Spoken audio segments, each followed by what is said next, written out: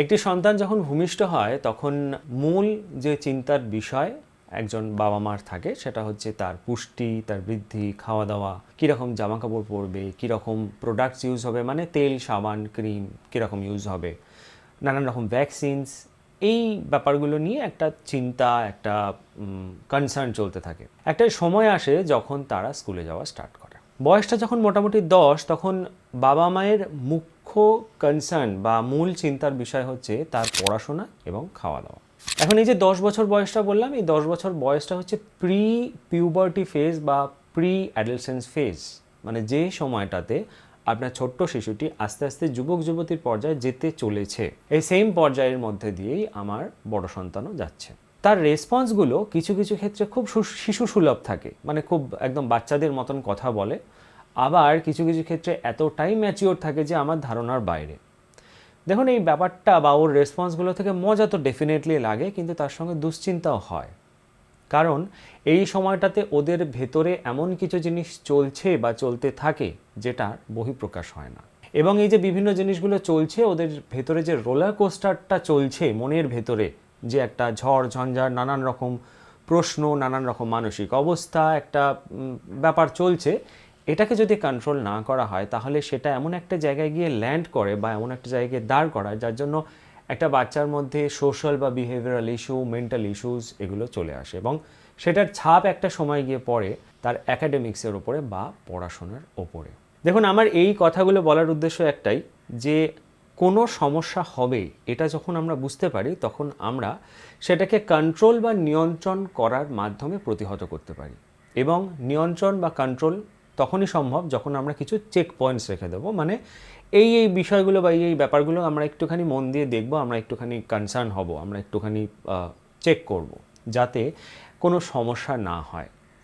এই যে চেক পয়েন্টসগুলো কথা বলছি, এগুলো প্রধানত WHO, UNICEF, IAP, AAP, centre on developing child, American academy of child and adolescent psychiatry, NCERT, CBSE, এদের বিভিন্ন উপস্থাপনা এবং যে রিপোর্টস, যে নির্দেশনা সেখান থেকে উঠে আসছে। আমি বেসিক্যালি সেগুলো নিয়েই আজকে আমাদের ভিডিওতে আলোচনা করব। এই ভিডিওতে প্রধানত 8টা পার্ট থাকবে এরপরে আলোচনা। প্রথম 7টা পার্টে আমি বেসিক্যালি চেক পয়েন্টসগুলো বলবো, এবং 8 নম্বর পার্টে বেসিক্যালি কোন সময় আমাদের ডাক্তার বা বিশেষজ্ঞের পরামর্শের প্রয়োজন হবে সেটাও আপনাদের সামনে তুলে ধরব। প্রথম যে চেক পয়েন্টটা আমাদেরকে খেয়াল করতে হবে সেটা হচ্ছে ফিজিক্যাল ডেভেলপমেন্ট। এই সময় অনেক বাচ্চাদের মধ্যেই প্রি পিউবার্টি অনেক লক্ষণ দেখা যায়, যার মধ্যে হাইট খুব দ্রুত বেড়ে যাওয়া, চেস্ট বা বডির যে মেন স্ট্রাকচার বা খাঁচা সেটাতে একটা চেঞ্জ দেখা যায়, বডি ওডর বা ঘাম বাড়তে শুরু করে, এনার্জির মধ্যে একটা চেঞ্জ আসে, মুড সুইং চলতে থাকে। এই প্রত্যেকটা চেঞ্জ কিন্তু খুব স্বাভাবিকভাবে হওয়া একটা চেঞ্জ, এগুলো নিয়ে ভয় পাওয়ার কিছু নেই। বরং বাবা মা হিসেবে আমাদেরকে যেটা করতে হবে, প্রথমেই WHO, ইউনিসেফ এবং AAP, American academy of paediatrics বলছে যে আমাদেরকে এই চেঞ্জেসগুলো নিয়ে কোনো নেগেটিভ কথাবার্তা ওদেরকে বলা যাবে না। ডিসরেসপেক্টফুল বা খুব খারাপভাবে কথা বলা বা ভয় দেখিয়ে কোনো কথা বলা, এগুলো বলা উচিত নয়।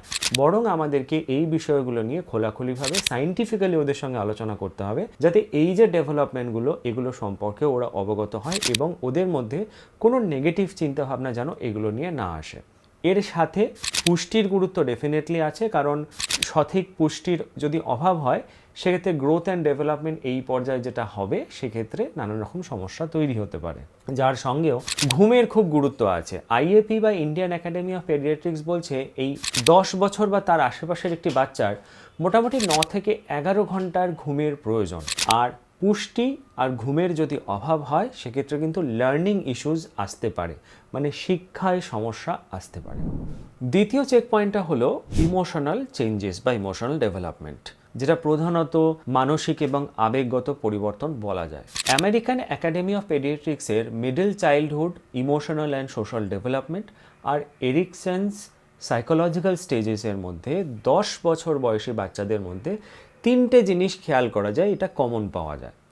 প্রথমত, সেন্সিটিভিটি খুব বেড়ে যায়, অর্থাৎ খুব ছোট ছোট কথায় ভেঙে পড়ে বা দুঃখ পায়।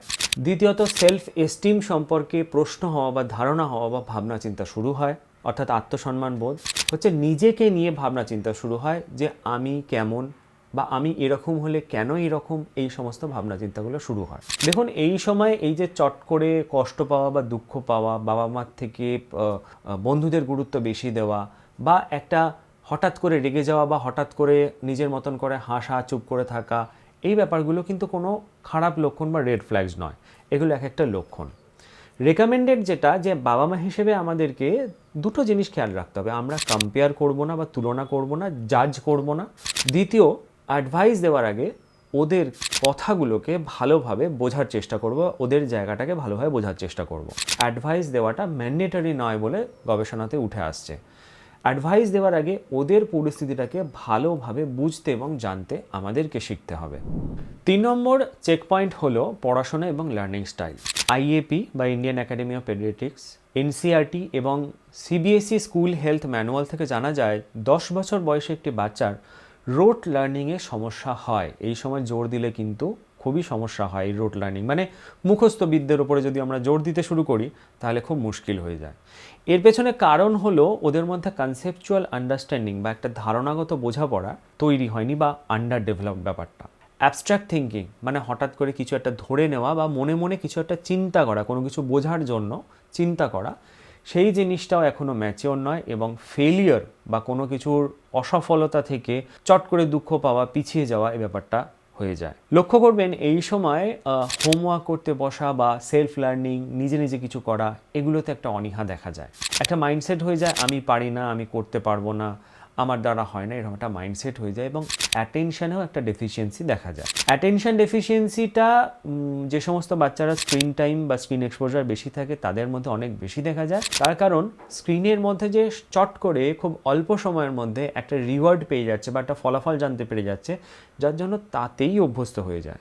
বই খাতা বা লেখাপড়া থেকে যে স্লো পেস্ট একটা স্টিমুলেশন থাকে সেটা তার কাছে বোরিং লাগে, যার জন্য প্রধানত রেকমেন্ডেড বা যেটা আমাদেরকে করা উচিত সেটা হচ্ছে ওদের যে প্রসেসে চেষ্টা করছে বা যেটা চেষ্টা করছে তার উপরে গুরুত্ব দেওয়া উচিত, ওদের মার্কস বা রেজাল্টের উপরে নয়।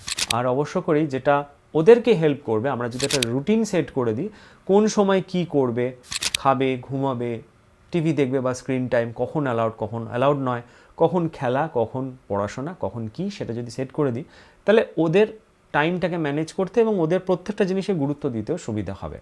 আইএপির স্কুল হেলথ অ্যাডভাইজারি বলছে ফিজিক্যাল ডিসকমফর্ট কিন্তু লার্নিংয়ে সমস্যা করতে পারে, অর্থাৎ শারীরিকভাবে ক্লেশ পেলে একটি বাচ্চার লার্নিং বা শিক্ষা ক্ষতিগ্রস্ত হতে পারে। সেই জন্য রাইটিং পশ্চার বা কিভাবে লিখছে, কিভাবে পড়াশোনা করছে, পড়তে বসে কিভাবে বডি স্ট্রাকচারটা ঠিকঠাক থাকছে নাকি, সেখানে লাইট ঠিক আছে নাকি, চোখে বা আইতে স্ট্রেন পড়ছে নাকি সেটা দেখতে হয়, এবং স্কুল ব্যাগস হেভি নাকি এটা আমাদেরকে একটুখানি খেয়াল করতে হয়। 4 নম্বর পয়েন্ট হলো স্ক্রিন এক্সপোজার এবং গ্যাজেটের ব্যবহার। দেখুন, এটা অস্বীকার করার জায়গা নেই, এই যে স্ক্রিন বা গ্যাজেটস যেগুলো বর্তমানে আমাদের নানান উপকারে লাগে সেগুলোর ব্যবহার আমাদের সন্তানদের শেখাতে হয়। 10 বছর বয়সী একটি বাচ্চার ক্ষেত্রে স্ক্রিন এক্সপোজার বা গ্যাজেটসের ব্যবহার যদি পুরোপুরিভাবে বন্ধ করে দিই তাহলে তারা কিন্তু যুগের উপযোগীভাবে এগোতে পারবে না। সেই জন্য আমাদের ওদেরকে কন্ট্রোলডভাবে গ্যাজেটসের ব্যবহার করতে দিতে হবে, যাতে কোনো ওখান থেকে রিস্ক না আসে বা রিস্ক তৈরি না হয়। এই সম্পর্কে বিস্তারিতভাবে রিসেন্টলি একটা ভিডিওতে আমরা আলোচনা করেছি, সেটা নিয়ে আমি আর বিস্তারিত বলছি না, তবে কিছু পয়েন্টস বলে রাখি। যেমন এই গ্যাজেটসের ব্যবহার বা স্ক্রিন টাইমটাকে খাওয়া বা ঘুমের সাথে লিঙ্ক হতে দেব না। বাচ্চা যেন একা একা না দেখে, সে যখন কিছু দেখছে, কি দেখছে সেটা যেন আমরা জানি, বা ভিউইং করতে পারলে খুব ভালো হয়, অর্থাৎ পাশে বাবা অথবা মা বসে দেখলো এবং সেটা যেটা সে দেখছে সেটা নিয়ে যেন আলোচনা হয়। সেটা ডেফিনেটলি রিল টাইপের হাই কাট বা কন্ট্রাস্ট টাইপের জিনিসপত্র না হওয়াই ভালো। এডুকেশনাল কন্টেন্ট হলে কি হবে, সেটা নিয়ে আলোচনা করলে ওর মধ্যে ম্যাচুরিটি বা ওর মধ্যে সেগুলো নিয়ে চিন্তা ভাবনা, সেগুলো নিয়ে কোয়েশ্চেন কোয়ারিজ, সেগুলো নিয়ে আলোচনা হবে, তখন জিনিসটা হাই স্টিমুলেশন বা ওভার স্টিমুলেশনের দিকে যাবে না। 5 নম্বর যে চেক পয়েন্ট সেটা হচ্ছে বন্ধু, সোশ্যাল ওয়ার্ল্ড এবং পিয়ার ইনফ্লুয়েন্স। ইউনিসেফের চাইল্ড সোশ্যাল অ্যান্ড ইমোশনাল ডেভেলপমেন্টের যে রিপোর্টটা আছে বা গাইডলাইনটা আছে, সেখান থেকে জানা যায় 10 বছর বয়সী বাচ্চাদের মধ্যে একটা পিয়ার ইনফ্লুয়েন্স কাজ করে, অর্থাৎ সমগোত্রীয় বা সমবয়সী বাচ্চাদের একটা ইনফ্লুয়েন্স কাজ করে, যার জন্য বন্ধুদের কাছে তার অ্যাকসেপ্টেবিলিটির একটা গুরুত্বপূর্ণ ব্যাপার কাজ করে। কিভাবে বন্ধুরা তাকে অ্যাকসেপ্ট করবে আর কিভাবে থাকলে বন্ধুরা অ্যাকসেপ্ট করবে না, এটা একটা গুরুত্বপূর্ণ ম্যাটার হয়ে যায়। সেই জন্য কিছু কিছু ক্ষেত্রে বাবা মায়ের ওপরে গিয়েও বন্ধুদেরকে গুরুত্ব দেয়। একটা এক্সক্লুশনের ভয় থাকে, মানে দল থেকে আলাদা পড়ে যাবে। এই যে আমরা বর্তমানে বলি না ফিয়ার অফ মিসিং আউট, এই ব্যাপারটা কাজ করতে শুরু করে। আর তার সঙ্গে ড্রেস নিয়ে লাইকিং বা ডিসলাইকিং একটা ব্যাপার তৈরি হয়। যেটা রেকমেন্ডেড এই সময় সেটা হচ্ছে বন্ধুদের নাম এবং তাদের কথাবার্তা, কার্যকলাপ এগুলো সম্পর্কে বাচ্চার কাছ থেকে বিস্তারিতভাবে শোনা এবং জানা। কিন্তু মাইক্রো ম্যানেজমেন্ট করা যাবে না, অর্থাৎ তুমি কোন বন্ধুর সঙ্গে কীভাবে কথা বলবে, কোন বন্ধুর সঙ্গে মিশবে, কোন বন্ধুর সঙ্গে মিশবে না, সেটা আমি মাইক্রো ম্যানেজমেন্ট করব না। কিন্তু আমি আমার বাচ্চার কাছ থেকে জানবো যে কোথায় কি হচ্ছে বা কোন বন্ধু কেমন বা কোন বন্ধুর নাম কি, তার সম্পর্কে ডিটেলস জানবো। দ্বিতীয় যেটা আমাদের করতে হবে সেটা হচ্ছে বুলিং ব্যাপারটা তাদেরকে ভালোভাবে বুঝিয়ে দিতে হবে। বুলিং হলো কোনো একটি মানুষ বা একাধিক মানুষ ইচ্ছাকৃতভাবে বা ইন্টেনশনালি একটি মানুষকে যদি শারীরিক এবং মানসিকভাবে হেনস্থা করে বা ভয় দেখায়, সেটাকে বুলিং বলা হয়। এই ব্যাপারটা যদি আমার বাচ্চা জানে তাহলে কোনটা বুলিং নয় সেটা আলাদা করতে পারবে। পরিস্থিতি সেরকম দেখলে তখন সে সেখান থেকে বার করে নিয়ে আসা বা নিজেকে বার করে নিয়ে আসার চেষ্টা করবে। আর অবশেষ যেটা রেকমেন্ডেড সেটা হচ্ছে বাচ্চাকে না বলতে শেখানো, যাতে বাউন্ডারি এবং কোথায় গিয়ে শেষ কোথায় যাব না সেটা যেন সে বোঝে। 6 নম্বর চেক পয়েন্ট হলো শরীর নিরাপত্তা, গুড টাচ ব্যাড টাচ। এই 10 বছর বয়সে এসে যেহেতু অ্যানাটমিক্যালি অনেক কিছু চেঞ্জ হয়, সেই জন্য বডি অ্যানাটমি নিয়ে বাবা মায়ের বাচ্চাদের সঙ্গে কথা বলাটা খুব গুরুত্বপূর্ণ, ছেলে মেয়ে নির্বিশেষে। অর্থাৎ বডিতে যে চেঞ্জেসগুলো হচ্ছে, কিছু শারীরবৃত্তীয় প্রক্রিয়া, সেগুলো সম্পর্কে তার ধারণা থাকাটা খুব দরকার। তার সঙ্গে আরেকটাও গুরুত্বপূর্ণ পার্সোনাল হাইজিন অ্যান্ড কেয়ার, অর্থাৎ নিজের কী করে পরিষ্কার পরিচ্ছন্নতা বজায় রাখবে সেইটার ধারণাটা হওয়াটাও দরকার। WHO, ইউনিসেফ এবং ইন্ডিয়ার POCSO align child safety education module অনুযায়ী একটা বাচ্চার নিজের যত্ন নেওয়াটাও যেমন এই সময় গুরুত্বপূর্ণ, তেমন গুড টাচ ব্যাড টাচ শেখাটাও গুরুত্বপূর্ণ। সেই জন্য এইগুলো আমাদেরকে শেখাতে হবে এবং শেখানোর সাথে সাথে একটা ট্রাস্টেড অ্যাডাল্ট লিস্ট তৈরি করে দেওয়া দরকার, যাদেরকে ওরা বিশ্বাস করতে পারবে। 7 নম্বর বা শেষ গুরুত্বপূর্ণ চেক পয়েন্ট সেটা হচ্ছে আমাদের সঙ্গে সম্পর্ক বা বাবা মায়ের সঙ্গে বাচ্চার সম্পর্ক। দেখুন, এই 10 বছর বয়স বা এর আশেপাশের বয়সটাতে গিয়ে না রিলেশনশিপ ফাউন্ডেশন তৈরি হয়। এই ফাউন্ডেশনটা বা ভিতটা যদি শক্ত হয়, তখনই গিয়ে আরও কয়েক বছর পরে টিনএজ বয়সটাতে গিয়ে আমাদের পক্ষেই সেটা সুবিধাজনক হবে। এই সময়টাতে এএপি, ইউনিসেফ এবং Harvard centre on developing child বলছে এই বয়সটাতে গোল্ডেন রুল হলো বাচ্চার সঙ্গে সারাদিনে ম্যান্ডেটরিলি বা আবশ্যিকভাবে 10 থেকে 15 মিনিট বসে আনইন্টারাপ্টেডভাবে কথা বলা মানে বোঝা এবং শোনাটা আগে দরকার। তারপরে গাইড করা, অ্যাডভাইস দেওয়া না, গাইড করাটা খুব দরকার। এবং যেটা একদমই করা যায় না সেটা হচ্ছে ভাই বোন, দিদি, দাদা, বন্ধু বান্ধব এদের কারোর সঙ্গে কোনোভাবে তুলনা করা যাবে না। আর 8 নম্বর, যেটা আমাদের আলোচনার শেষ পর্যায়ে, অর্থাৎ কখন আমি একজন বিশেষজ্ঞের পরামর্শ নেব বা সাহায্য নেব। যদি দেখেন আপনার বাচ্চা খুব বেশি উইথড্র করছে, মানে নিজেকে আলাদাভাবে সরিয়ে রেখেছে, খুব চুপচাপ আছে, কারোর সঙ্গে কথা বলছে না, উৎসব বা বিভিন্ন অকেশনে নিজেকে সেগ্রিগেট করে আলাদা করে রেখেছে, নিজের মতন করে থাকছে, কিছুই করছে না, চুপচাপ হয়ে আছে, এই সমস্ত ক্ষেত্রে। দ্বিতীয়, কোনো সময় যদি দেখেন যে বাচ্চার সেলফ কনফিডেন্স বা নিজের ওপরে যে ভরসা সেটা একদম নেই, আমি পারি না, আমি বোকা, আমি নতুন কিছু ট্রাই করতে চাই না, আমি ভয় পাচ্ছি বা আমি ভয় পাই, আমি ওখানে যেতে চাই না, এখানে যেতে চাই না, এই করতে চাই না, এই করতে চাই না, এই রকম জিনিসগুলো কন্টিনিউ চলতে থাকে।